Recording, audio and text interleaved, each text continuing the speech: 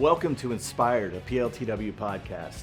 Today, I've got an amazing guest here. This is the third in our series of PLTW alumni episodes where we spotlight students who have gone through PLTW programs and moved on to college and career. And we kind of want to tell those stories so that folks out there can kind of see the journey of a PLTW student. And so today we've got Sophia Craig here. I'm not even going to get into introducing, I'm going to let her introduce. So Sophia, tell us a little bit about you right now, and then we're going to dig all the way back and come all the way through. So I'm currently a freshman at K-State, about to go into my junior year actually, a little bit of a jump.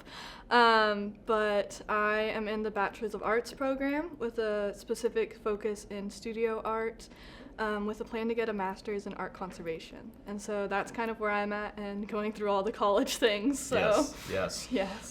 So for folks who are tuning in, watching on YouTube or listening, they might be saying to themselves, why are we talking to this person who is a PLTW alum and she is in fine arts in college? And we're going to get there. So you're at Kansas State, and you went to where'd you go in high school? I went to bii High School out in the Roland Park area. Yes, which I learned how to pronounce that too recently to admit. But yes, we spoke to, we had the director of marketing from Bishop on a podcast a couple of episodes ago. So you're a junior now. Mm-hmm. Take me in the Wayback Machine, right? All the way back. Let's go back to like sophomore year, and I picked sophomore year because my daughter is 16. She just finished her sophomore year of high school, and we're at that point with my daughter where I think, from what I've gathered from you, your sort of academic journey really sort of kicked off. Yeah. Talk to me about getting into Project Lead the Way courses. What courses did you take at Bishop, and what were the big sort of takeaways that you got in maybe your sophomore, junior year? So I'm pretty sure my freshman/sophomore is when I took the IED and POE classes, so kind of those introduction classes for PLTW. And so at the time, I feel like that was really just a really nice basis of kind of just how to attack projects of like the STEM nature, but also just how to attack any type of problem-solving activity. And that's also when I got into robotics, and so that was a huge thing too that was very closely tied to PLTW at my school. Like they kind of were one and the same with how we had it set up. So that was really interesting, and kind of just learning the steps to attacking problems, just those strategies and everything. And then really from there, it kicked off into the more like specific classes. And so I think I took a break my junior year, and then I actually took 2 classes in my senior year. And so those were the architecture and civil engineering and the capstone classes. Yeah. And so that was kind of my courses in PLTW. And at the same time, I was also doing like a lot of art classes at the same time, and those were like all of my electives in high school. Yes. So yeah. You had a very an eclectic schedule. Yes. For sure. What I love most about that is the thing that comes to your mind when you're talking about those initial Project Lead the Way courses is the project-based, problem-based part of it, and I think that's. I wish every student in high school was able to experience that kind of learning, because you said it. It's in this world of STEM, but that kind of thinking and that experience applies to anything. And that's exactly what you just said. You're like, it was project management of any project, which is, these days some folks would say, oh, these are soft skills or these are transferable, whatever you're going to call them.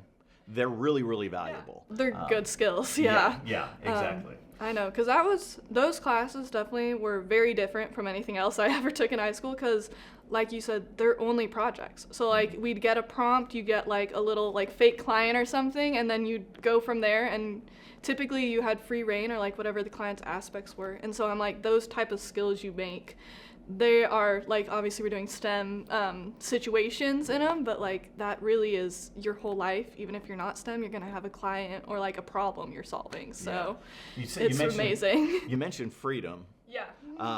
That's as a former teacher, there's always sort of a balancing act between reining in and providing freedom. And I definitely, in my background, leaned into the freedom. Yeah.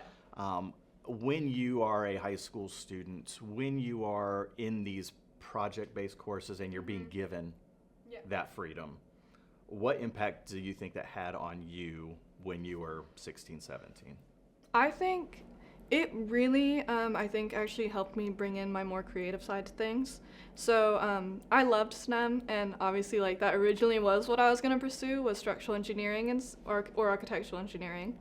And so for me, that freedom, I felt like made it more of a blend between like this very scientific step-by-step type thing and kind of like you get to come up with ideas. Like there's a whole brainstorming side to it when you have that freedom for what your project's gonna be, especially when like there was no like fake client and it was really just like make this type of a thing or like design a building. Like you just had to do whatever you want, and so that for me was really important because I got to bring in more of the design and art aspect of it that I really loved. That's such an important. It's an important dynamic sort of in teaching and learning. Again, that I think that students like you are able to experience and latch onto, because I think for me when I was teaching, giving some of that freedom also meant that it's almost like a pie, and if I give more pieces of freedom, then you are able to take more ownership of the thing.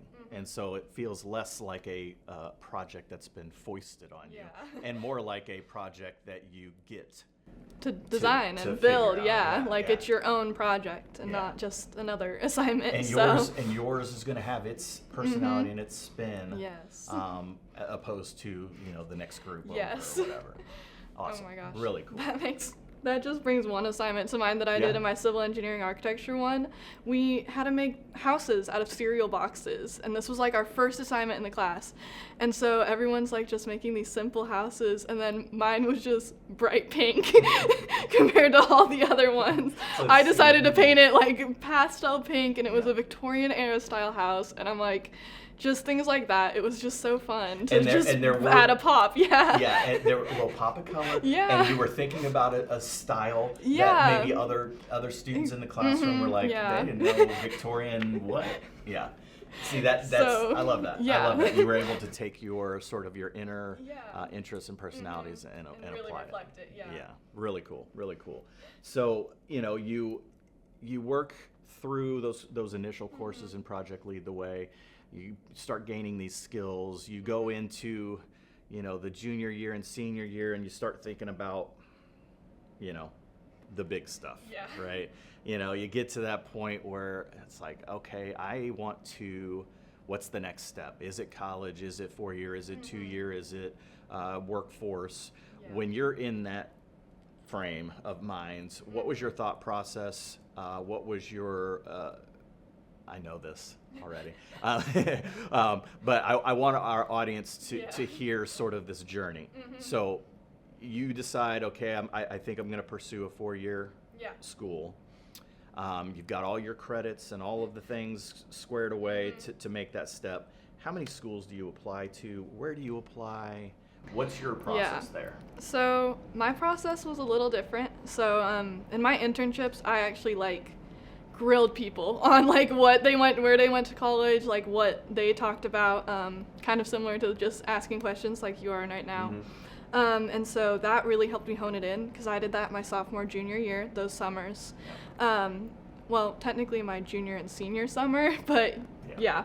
And so there, I really asked a lot of people about structural engineering programs because that's what I really wanted to go into at the time.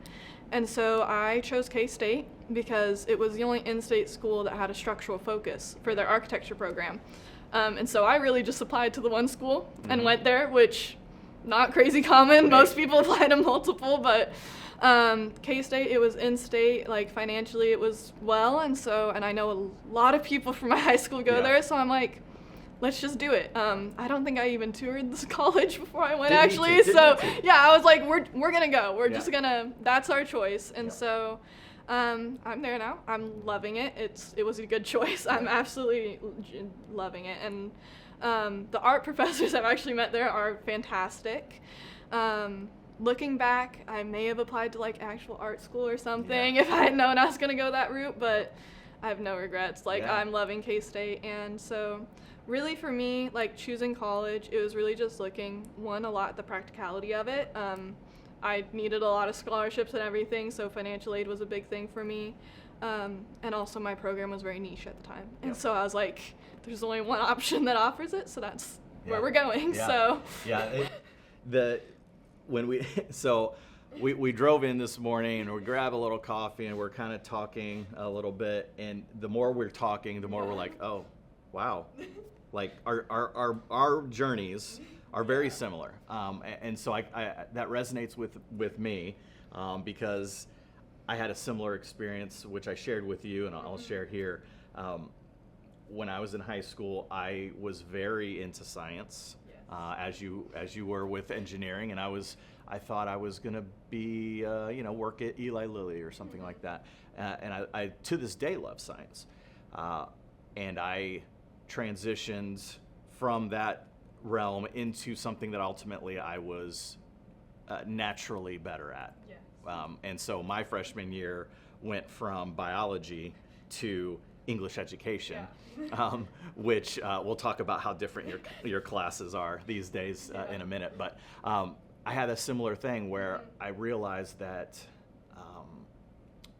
it's one thing to be very interested and excited about some content in some area of professionalism. That doesn't necessarily mean that it's the best thing for your own skill set and your own strengths. And so we had that conversation this morning, and you were like, ding ding, because that spoke to you as well. So then talk to me, knowing that, let's back up one step. So your capstone project, because I think from what I understand, that was the tipping point. That was like the start of the transition for me. So talk us through what you were doing in your senior classes, your capstone project, what it was, and what impact that had on you moving forward. So the way my teacher had the capstone project set up, because it's a very like open-ended class, you can choose any project you want, and it's kind of for all PLTW students, so you get people in there from like the biomedical side, but also the architecture and just everything. And so he had it set up where we made a big list of all the projects that we were interested in, and it had to just be solving a problem of some sort or improving something. So me and my friend that were in there, we both did a lot of art. We were in all the APR classes together and everything, and so we were like, let's make eco-friendly acrylic paint. Because really the paint like industry, you don't see a ton of development happening in it often, at least for artist grade paint. Maybe like what you see, the paint they're using for like houses and stuff you see, but not really on artist material. And so we were like, let's do this. Let's make it eco-friendly, because if you didn't know, it's a hazardous waste to wash acrylic paint down the sink, and they're actually planning on putting warning labels, because you shouldn't be washing it down the sink with how much plastic is in it right now. And so we really wanted to like try and improve that. And so our teacher approved it. He said like he was a little hesitant. He didn't know if we could actually do it or not at first, but by the end of the semester, we did have paint that you could use. It was not perfect. It was really matte for some reason. But yeah, and so we really worked through the process of like understanding acrylic paint as it currently is on like a chemical basis, like using the binders and everything in it, and we really just deep dived into that the whole semester. It was a lot of research and articles. And then the second half was testing it, actually trying to make a viable product. And then also taking it to science fairs, because we wanted to actually present ours. Not a lot of groups in our class did. And so I think we took it to 2 or 3 science fairs, if I remember right. And we presented it, and at that point we had actually made a paint you could use, and so people like had so much fun painting on like this little sketchbook we had out and everything for it. So it was a really in-depth process, because like that's the first time in PLTW that I feel like you have genuine full freedom. So like in everything else, like you have at least somewhat of a timeline or like a project basis, but this completely, we came up with we found the problem, we chose to attack it, and so we had to give ourselves a timeline and steps, like what to do next. And like when you're creating something from nothing, like you're kind of like, sometimes we had moments where we're like, what do we do next? Like this didn't work, so I'm like, where do we even start looking for the next thing? And so once we wrapped that up, we actually won 3rd place in one of the science fairs, so that was really exciting. Wait, no, 2nd place, not 3rd, sorry. One better, but that was really exciting, because like those fairs also were really validating for us, and more that like, because in art you don't see a lot of research, like other than like it's all kind of behind the scenes if there is any. And so for us it was really scary at first, because we're like taking this to fairs, and like all of these other people have like medical or STEM things, and we're like, we got paint. Like, I'm like, we're over here with a really like colorful sign and paint, and so and so like that was really nerve-wracking for us, because it's like we're doing this very still STEM-based project, but it is very much not a STEM field. And so that was the first fair we went to. We're like, should we be here? Like, is this right? But like it was very validating though, in that like a lot of the judges and everything were like, this is still a ton of chemistry. Like they were very impressed with the scientific side of it and our process and everything. Like one person even told us we should try and like get this to a point where we could patent it and everything. And so that's kind of what I'm doing now. That to me is such a great sort of culmination of, and capstone, like this is the time of year, the last sort of couple of months of the school year. As the director of social media, I get to see everything that's out there when it comes to Project Lead the Way. And you know, we sort of affectionately call sort of April, May, June sort of capstone season. That's when you start seeing teachers and students sharing like where they've gotten to. You know, I don't see a lot of the journey of capstone, or the, you know, there's not a lot of Instagram posts where folks are sharing the well, we have no idea where to go from this. Like we got to a point we're stuck. But I do get to see the end point, and it's such a rewarding thing for students in capstone, for teachers who have helped guide through that, and then obviously for everybody here at Project Lead the Way. That's what we are. What we do our work for is to ultimately create environments where students can feel that accomplishment and so forth. What I am interested in, there's a lot to be interested in that story, but one of the things I'm really interested in is the teacher's reluctance. If you like, kind of like, I don't know, but to me that's awesome. It's awesome that your teacher was kind of like, I don't know if you can actually pull this off, but get after it. That was his biggest worry. He was like, just in our timeline, he was like, because he also knew at that time we'd only taken Chem 1. And so like a lot of the things we were reading and looking at were definitely past Chem 1. And so he was definitely like a little hesitant, but that was kind of also the theme of the class. A lot of us were very ambitious in our project choices. So actually only us and one other group actually finished our projects to a point where it was a viable product, or at least semi-viable by the end of semester. And so that was like his biggest hesitation, but he slowly got confidence throughout the semester, especially once we started making test products, because it was really funny. At first we did a lot of research with starch, because that's actually really big in the pharmaceutical industry, and it caused all the right chemical reactions because we needed an emulsion reaction and all that sort of thing.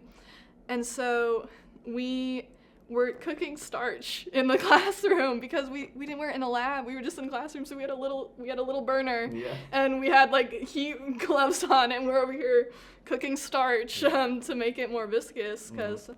And my teacher was just he was laughing at us sometimes because like we were the only ones in there. We had like goggles and gloves and everything, and we're just over here stirring our little vials of starch and water to try and make a binder for paint. So I mean, it's very commendable of your teacher to have doubts and rather than rein you in, there's a chance to let you guys pursue it, which I think is really commendable of the program and of that teacher in particular. Again, speaking to the freedom. That's really cool. And so you get to this point, you've created a thing, you have done lots of chemistry, you've done lots of testing, and then you present that. Then you decide, I'm assuming you decided on K-State before. Okay, so you knew you were going to go to K-State, and so then what was going into Kansas State, what was your major? Going in, I had applied as an architectural engineering student. So I had been admitted in the engineering program, and when I went in for my freshman year, I was technically an engineering student still, I believe, if I remember right. I still was technically in the engineering program. But I was getting an art minor first. So my first semester, I really still just took a lot of art and gen ed, finished up a few gen ed classes. And then that semester, I had already decided I didn't want to do engineering, so my first semester there is when I kind of worked on transferring out of that program. I was undeclared for like half of that first semester because of that and was just getting my minor. And then spring is really when I figured out what I wanted to do, because in the fall, I had talked with one of my art professors, and he turned out to also be a big nerd on acrylic paint. And so he knew all about like the binders and research I had done. Time out. Just ballpark this for me. Quote, big nerd on acrylic paint, end quote.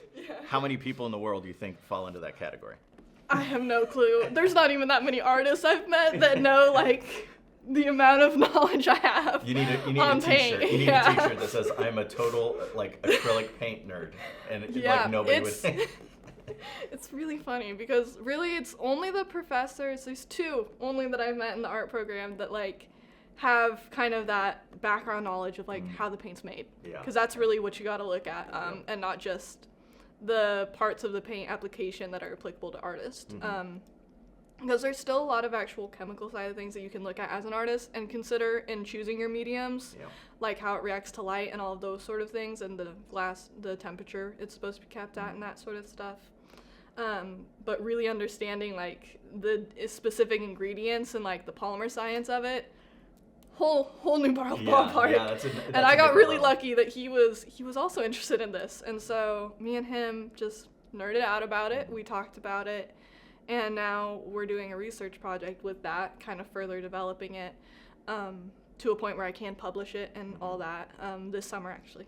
This is when it's going to get done this summer. So nice. Yeah, it's sort of observing how the media react, like you said, to over time, to light, to temperatures, to humidity, all those things. If you don't go that next level the way that you are, what you're really doing is just observing and sort of anecdotal, right? But what your capstone and then kind of your research now is going that next level to sort of legitimize the chemical basis for those outcomes. Am I saying it about right? Kind of, and then by the end of my research project, it's one where it will have an actual product. I'm still going to try and make a viable shelf product for acrylic paint. That's really the big end goal, is to get that made like a usable recipe. Because in high school we were using starch, and that was mainly because we didn't have access to any further like chemicals and stuff. Like we yeah. couldn't just do that research because it is high school. It is there is a lot less materials available to you in that sense for research projects.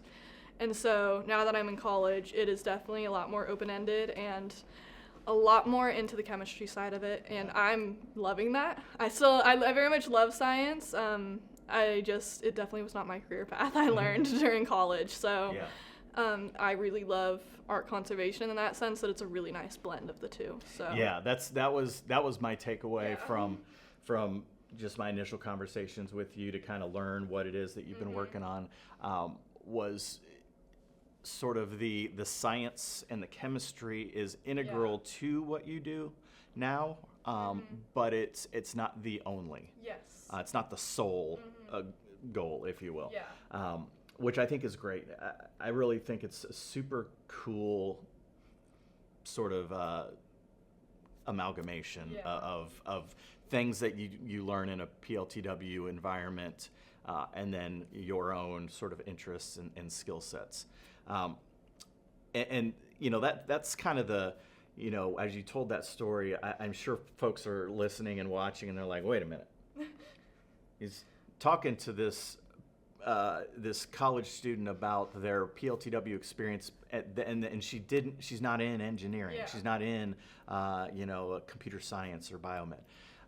And that's the whole point. That's the whole, that for me, that was why I thought your story is so necessary to share, is because of kind of what we talked about earlier. The sort of the skill set that you gained helped you not only find sort of the path that you wanted to pursue, but it made you more capable of doing that.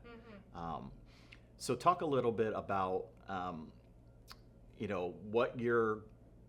little bit more about your goals moving forward, and what you think were maybe like what's the biggest takeaway that you got from your high school experience that led you to where you are now?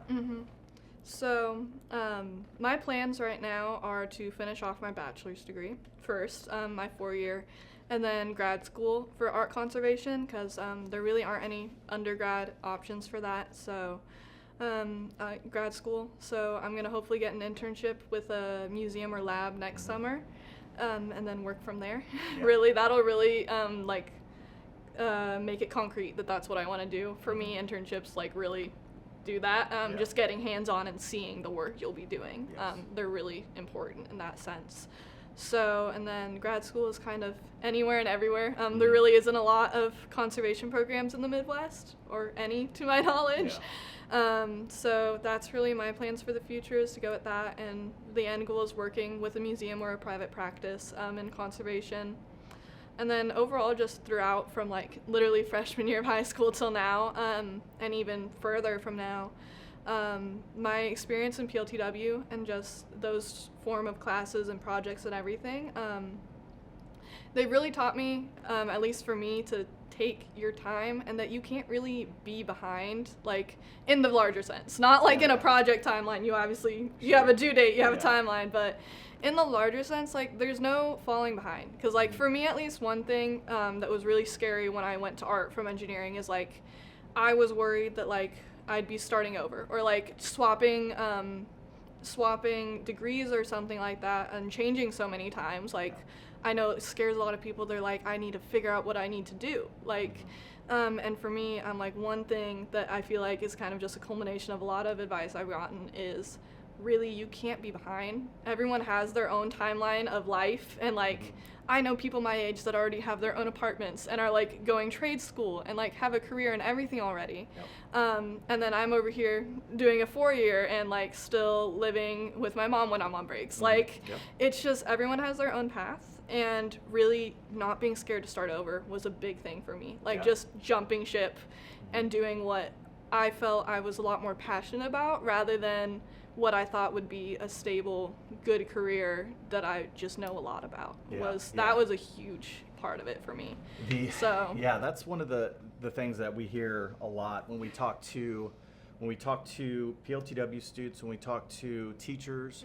One of the terms that we use often is career connected learning, and the idea is just that through all of the programs that we offer, all the way from pre-K all the way through to capstone, there's exposure in those courses to jobs and careers that students might see and immediately latch onto.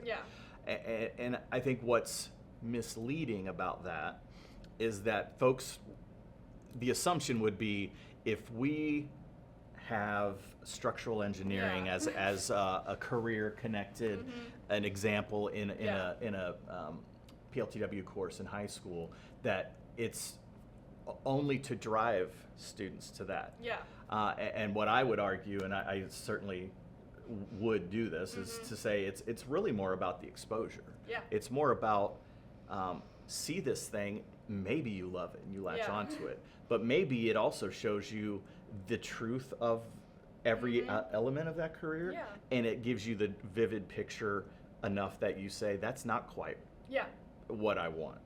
That's not quite where I'm at. That's not quite where my strengths lie or my true passion.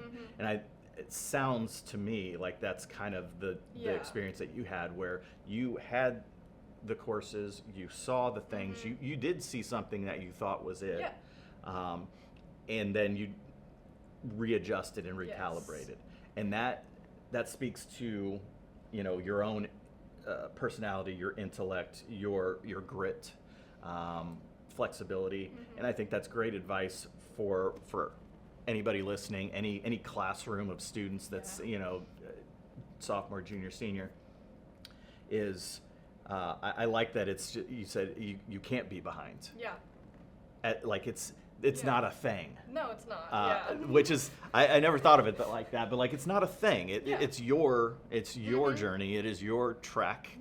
And it's not a necessarily competition. You're not keeping up with others. There's no race to it. Right. Which I feel like a lot of people look at it like that. Like, you gotta get a career, be successful. Like, you're trying to get at it as quick as possible. And I'm like, I mean, I'm still trying to do it as efficiently as possible, but like, you're not competing against anybody. And it's, I mean, for me, that was really important to like frame it like that, because I can get really competitive and like really hard on myself when I feel like I'm behind on compared to my peers and stuff, especially in high school. I'm a lot less now that, like, since senior and freshman year of college, I'm like, I've a lot less in that mindset, and it's been so much better because like it kind of just lifts that stress of like, I have to succeed right now, and it's more, you have to succeed in what you want your life to be, and not what other people expect of you, or what everybody else is doing in that moment. So really cool.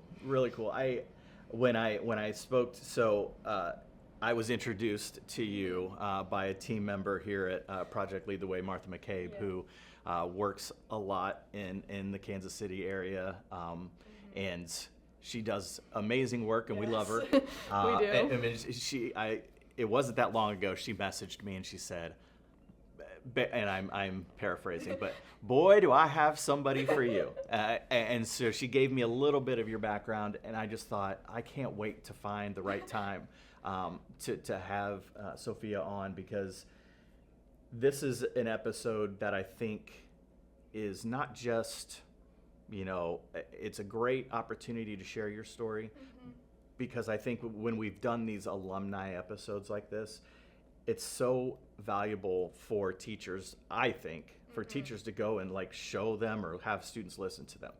Because when you're 16, when you're 17, when you're 18, there's a lot of voices. There's a lot of voices, lots of inputs. And I mean, it's been a minute since I was there, but I remember it's hard to sort of pick and choose what's the right or what's the best voice to listen to or the best path to take.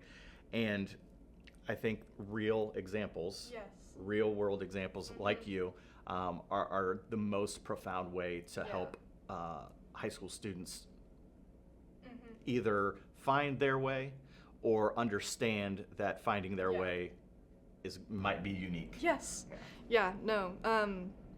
It being unique was a big thing for me, because throughout this, I really haven't had like anybody I could really look at that like had a path similar to me, in the sense of like, I had an idea that I really wanted to go to, and like in high school I was also very ambitious. Like I wanted to get my associates done before I graduated high school, and I did. A lot of people said I shouldn't, actually. That was something that a lot of people were worried about, me overworking myself and such. And so like there was a lot of these things I wanted to do that I thought would be beneficial, but a lot of people either were concerned or they thought it was like the best idea in the world. And so a big thing also for high school students with all those voices, I feel like, is also finding the confidence to know your own voice and really learning when to not let everybody else weigh in on your choices sometimes. Because some of those choices for me, like, I thought they were like an awful idea because other people did, and then they turned out to be so beneficial in the long run, like now that I'm in college and such. And so like it's really just looking at things in a practical way and knowing yourself enough to have the confidence in the right decisions too is a big thing. Confidence is a word that comes up a lot. Yes. I mean, I think it's certainly a trait that everyone hopes to have and continues to sort of want to improve upon.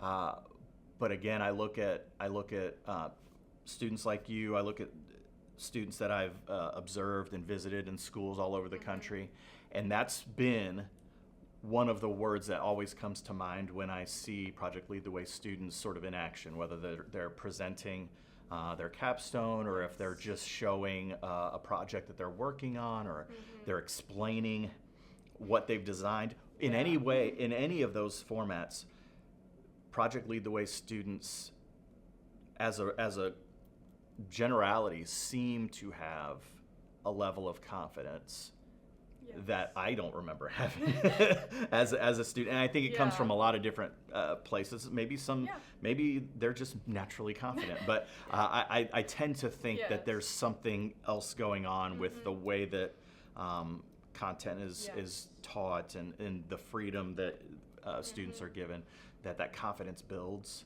And that is, again, that's a quality that isn't directly taught. Yes. It is a beautiful byproduct. Yes. I think. No, I think you show that. I 100% agree, because I was not good at talking, presenting, anything when I started high school, and the projects, at least how mine, every time we did a project in a PLTW class, you always have to present it, which used to be like the bane of my existence. Yes. I hated presenting my projects. I felt like I had no idea what to say or what was happening, even if I'm the one that did it. You're the expert. I'm the expert, and I still felt like I didn't know what to say always. But by my senior year, I'm like, you kind of have to build that confidence, like, or at least a level of comfort, even if you're not confident still, in being able to talk about things that you've done. And it's kind of also finding a self-ownership in that, like, I did this, I can present it and talk to people about it. And that translates into so many other areas too, even just decision making is really big too, because like, if you can own something you created and like be like, this is a good product, this is what I did, then you can also be like, I made this decision. Like, I did this because I thought it was a good thing for me. And that's just a really valuable lesson to learn. And it, like you said, is a very big byproduct, I feel like, of the program, especially if it's formatted well within a school. Yeah. So, yeah. Outstanding. Well, listen, I say this at the end of most episodes. We could sit here and chat for hours. I so much appreciate you traveling. I know that you've got a research project going this summer. I know you're working. You've got a whole lot on your plate. Yes. So I know that myself and the team are really grateful for you to take time out to come out to Indianapolis to share your story. I hope that folks watch and listen and not only recognize your journey, but also hopefully can see that it can be a benefit to share with other teachers and other students that might be in that point of like, I don't really know. Yeah. And I think that your story is a really great one for them to be able to learn from. So thank you for being here. That brings us to the end of another Project Lead the Way Alumni Spotlight here on Inspired, a PLTW podcast. Don't forget to check us out wherever you get your podcasts. follow us on YouTube, do all the things, like all the things, and we'll see you next time.